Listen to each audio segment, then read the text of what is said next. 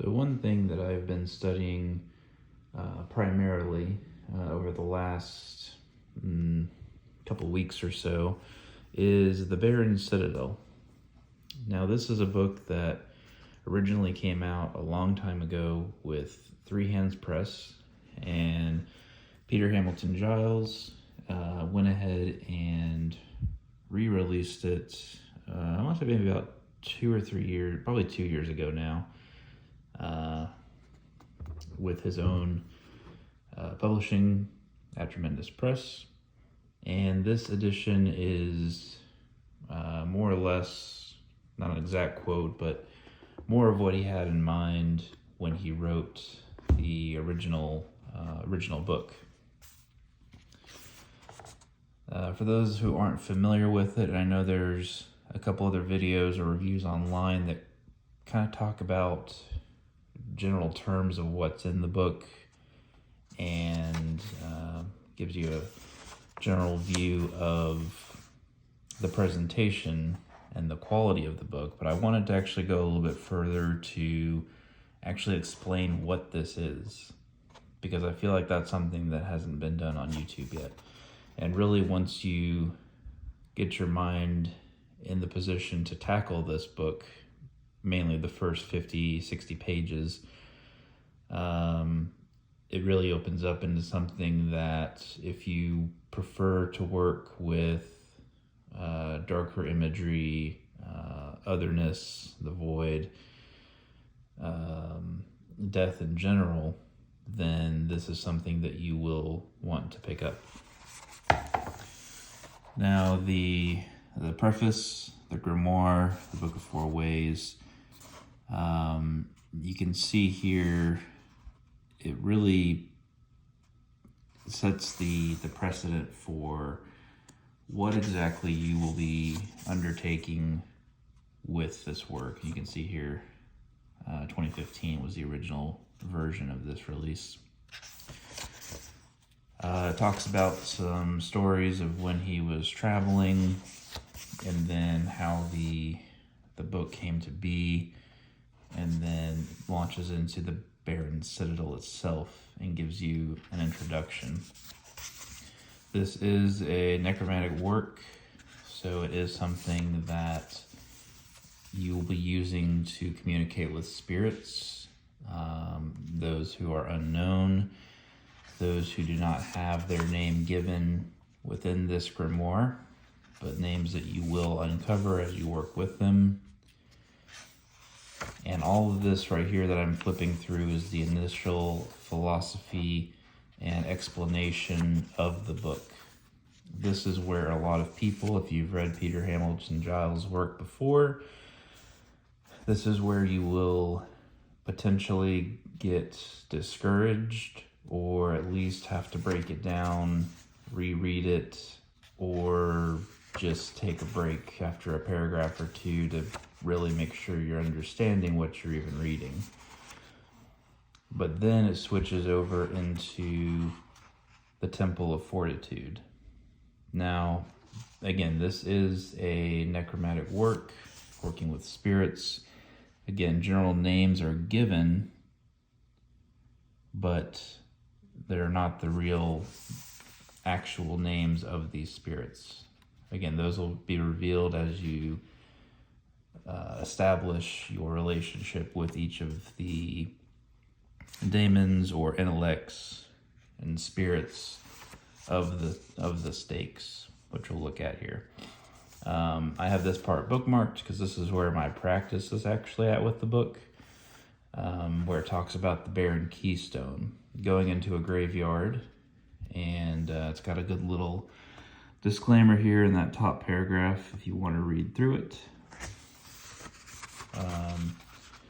But yeah, you need to go through and get some kind of a keystone to initiate this from a graveyard.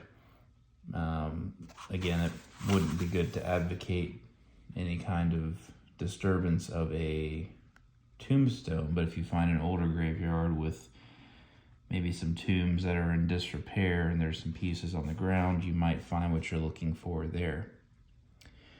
After that, he gets into the blackthorn and also the yew tree. These are very symbolic and close to death rites and works of this nature.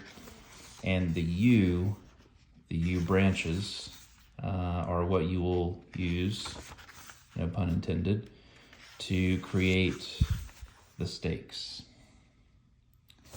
So you're going to have these stakes and you will be placing them in a position in the ground that correlates to a coffin.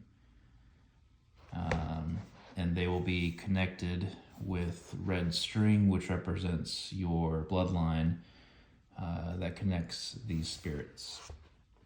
These are to be drawn in some way, either more mundane or elaborate, if you can fit it on there onto each of the stakes. Each of these stakes has its own, again, spirit, daemon, or intellect that will assist you in calling to the Baron. Some of the stakes have color dyes added to them, and the higher up in the number that you get with the stakes, generally the higher the position. If you've read the book of Citadel, The Dragons of the Other Side, it's a very similar concept, but this will take up much more space. You can probably come up with an idea of how to do this in a small space, in an apartment, in your living room, but it is traditionally meant to be done outside with actually putting the stakes into the ground when you will be doing the work. So it goes through, and once you've gotten all of the stakes set up, then it goes into actually completing the rite for the summoning, and then there are some additional rites and ways that you can create and strengthen that relationship that you're seeking with guidance for the Baron Citadel. So that's a general summary of it. For those of you who've been watching my channel for any length of time, probably know that I have two modes. I either am completely obsessed or completely apathetic in my motivations. Currently, we are on the upswing with spring, and I generally put books into two categories. They're either informational, you could also say reference type books, or they are grimoires. The Baron Citadel is a grimoire which I have not felt a connection to since I have studied the Hecateon. For that reason, I went ahead and bought this Somatic edition of the Baron Citadel by Peter Hamilton-Giles. Same content. It does come with a card, which is in here. You can I've got it hidden, which is a sigil of one of the spirits.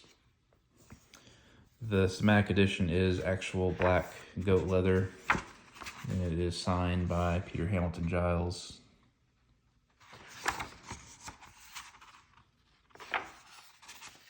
And very similar to the deluxe edition of the Three Hands Press version, which I used to have. Again, same content, but as I'm reading through different books,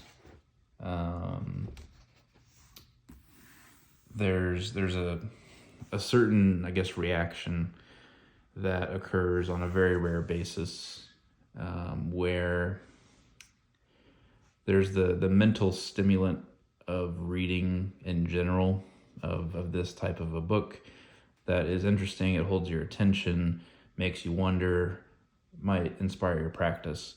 With a book like this, or the Hecateon, for me personally, similar themes, different goals and results.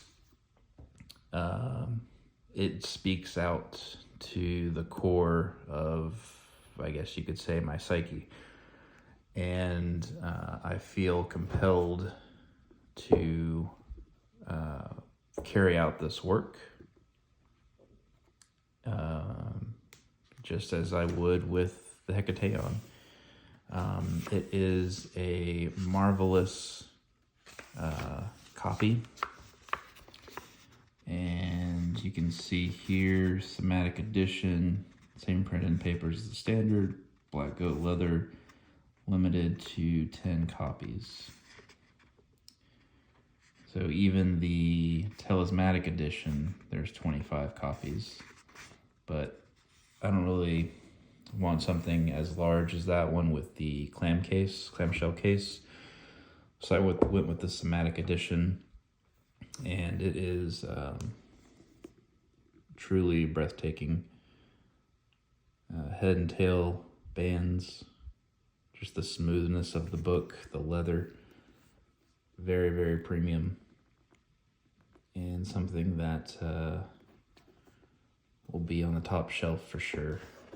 Not only because of its presentation, but more importantly because of its contents and what it can offer to those of us here on the side of the living. I will make this my working copy. I will probably put this one up for sale since I don't want to have a bunch of copies of the same book. Let somebody else experience it as well. So thanks for watching, and if you have any questions or comments about the Baron Citadel or anything that you'd like to share from your own practice, please let me know. Thanks.